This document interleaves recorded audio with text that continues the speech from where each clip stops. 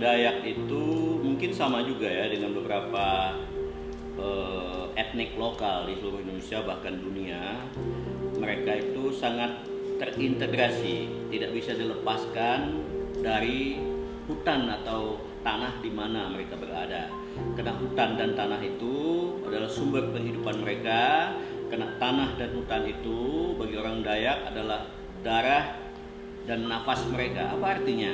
Bahwa tanpa tanah dan hutan mereka tidak bisa hidup, tidak mungkin bisa hidup. Makanya kehidupan mereka sejak zaman dulu itu sangat bergantung kepada hutan dan tanah di dalamnya itu. Mereka bertani, itu yang subsistennya ya, ekonomi subsistennya bertani dengan istilah sistem ladang berpindah. Kemudian di samping itu subsisten lainnya mereka memancing, mencari ubi-ubian, sayur, mencari ikan, binatang dengan berburu secara subsisten. Subsisten itu artinya cukup untuk kehidupan sehari-hari mereka, tidak untuk dieksploitasi, tidak untuk ditabung, tidak untuk dijual. Nah, begitu. Ya, misalnya ladang berpindah itu ya cukup untuk setahun. Nanti tahun kemudian mereka harus berladang lagi. Nah, dengan adanya larangan membakar lahan ini secara nasional, ini juga kalau dalam kalimat saya seolah-olah ini kan dalam tanda kutip membunuh petani ladang berpindah, khususnya di sini adalah orang Dayak ya, karena kehidupan mereka itu dalam bertani, ladang berpindah artinya di darat begitu ya, tanah kering.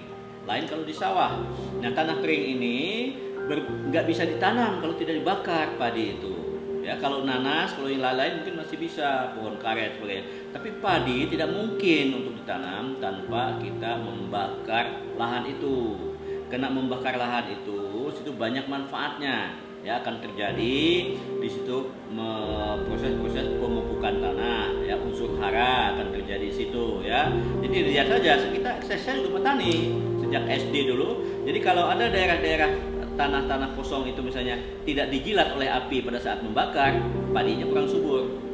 Tapi daerah-daerah misalnya yang dia dimakan api banyak gitu ya, ada arang, ada apa sampai gembur gitu, wah subur padi. Tapi ada daerah-daerah tertentu mungkin sekitar 4-5 meter persegi gitu yang tidak dijilat oleh api pada saat membakar, ya kelihatan padinya nggak subur di situ, bahkan tidak tumbuh. Nah, itu contoh. Nah, jadi kalau saya melihatnya larangan membakar lahan itu kuranglah bijak untuk petani ladang berpindah. Nah, namun begini, untuk menyikapi ini larangan membakar lahan ini saya setuju ya, tapi setuju dengan pengecualian. Artinya begini, bahwa ada pengecualian gitu ya. Boleh melarang lahan itu bagi industri, bagi membuka lahan untuk proyek, untuk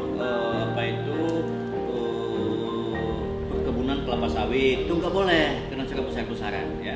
Tapi kalau untuk petani ladang berpindah dengan pengecualian dibolehkan, tapi ada syarat-syarat lain lagi.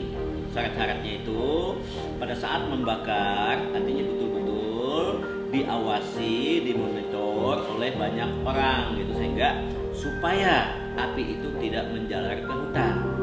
Itu asapnya itu berbeda loh, asap api dari ladang berpindah dan lahan gambut. Kalau lahan gambut itu karena dia agak basah gitu ya dan bergetah, dia lama gitu menggantung di awan gitu ya, sulit sekali. Ya, kemudian itu berbahaya. Nah, kalau yang asap dari ladang berpindah itu dia pada saat dia naik gitu ya, asap itu menggumpal ke atas, tapi lama-lama dia akan hilang oleh angin dan sebagainya. Dan tidak seberapa loh. Saya rasa mungkin di Kalimantan Tengah ini mungkin bisa lah 1000 nggak nyampe petani ladang berpindah itu ya. Apalagi sekarang karena lahan-lahan sudah tidak subur. Dan itu tempat mereka menggantungkan nasib. Jadi sekali lagi bahwa saya setuju dengan adanya peraturan larangan membakar lahan, tapi dengan pengecualian khusus untuk petani ladang berpindah itu diberlakukan tetap manusiawi, dibolehkan dengan syarat pada saat membakar itu, sebelum membakar betul-betul dipersiapkan secara rapi, secara baik supaya untuk menghindari dari api itu menjalar ke hutan hutan. Kalau api itu sudah masuk ke hutan hutan, itu yang ke gambut nanti asapnya akan berbeda. Tapi kalau hanya membakar lahan itu saja untuk lahan ladang berpindah itu dia sebentar. Kalau di Kalimantan Tengah khususnya Dayak, mereka punya kearifan lokal untuk membakar itu supaya tidak menjalar ke hutan-hutan. Kemudian dari mana mereka harus menyulur api pertama supaya tidak terbakar di hutan gitu. Lalu ada syarat-syarat tertentu, syarat kearifan lokal. Mungkin ada aspek magis religiusnya sebelum membakar itu supaya api tidak menjalar ke hutan-hutan di sekitar begitu. Nah, kita membahas tentang ladang berpindah. Jadi selalu dikambing hitamkan oleh illegal logging ya. Nah, illegal logging oleh perkebunan kelapa sawit ya. Kalau mereka membakar, bukan kita, itu ladang berpindah bilangnya gitu ya. Dan itu lo percaya Pak Harto kan dulu kan waktu zaman Orde Baru. Saya tulis di situ kan. Karena dia hanya di belakang meja aja duduknya. Jadi ada orang di lapangan, "Oh enggak, bukan perusahaan Pak, itu ladang berpindah itu bakar lahan." Oh iya, manggut-manggut aja. Nah, kan jadikan kambing hitam. Nah, orang Dayak tadi sudah saya bilang mereka memiliki kearifan lokal. Saya bukan hanya orang Dayak kok. Jadi petani ladang berpindah dimanapun, di Sulawesi, Sumatera atau di mana, punya kearifan lokal untuk memelihara, melestarikan lingkungannya. Misalnya saat membakar supaya tidak terjadi pembakaran hutan.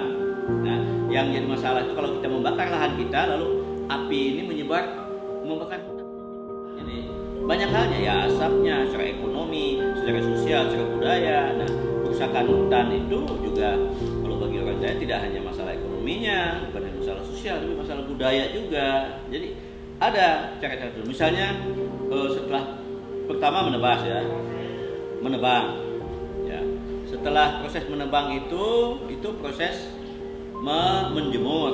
Menjemur itu biasanya saya ingat 1 bulan, tapi sekarang ini cuaca kita tidak konsisten. Saya ingat kalau masih 1990 ke bawah itu konsisten. Jadi pada bulan Agustus itu lalu musim kemarau. Saya ingat dulu sejak tahun 60-an ya di Kortani itu sampai 90-an ya, 80-an. Jadi konsisten cuaca itu musim itu pada bulan Agustus itu lalu musim kemarau, itulah musim menjemur. Ya.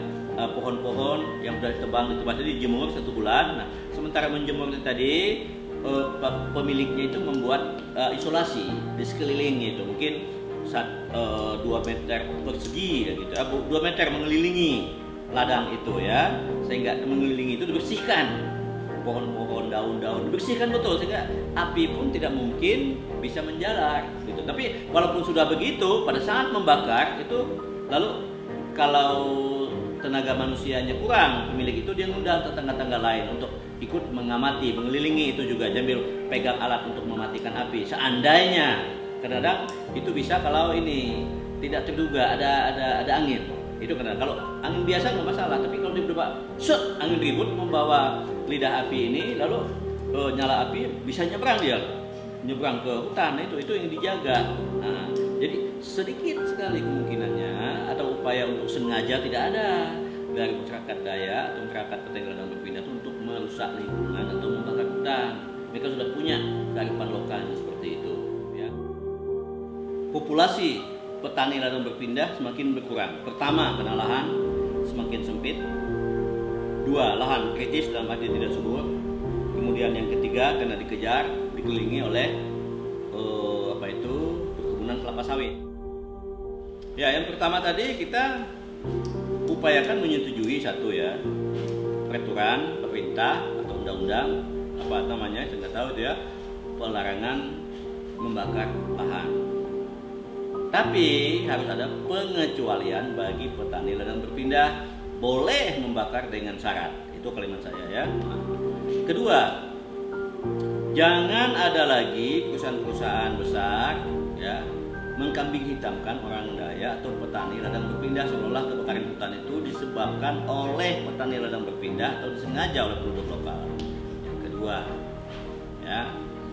Kemudian yang ketiga, supaya saya sarankan supaya CU ya, Credit Union Kalimantan Tengah ini supaya meniru pola kerja manajemen dari CU Kalimantan Barat untuk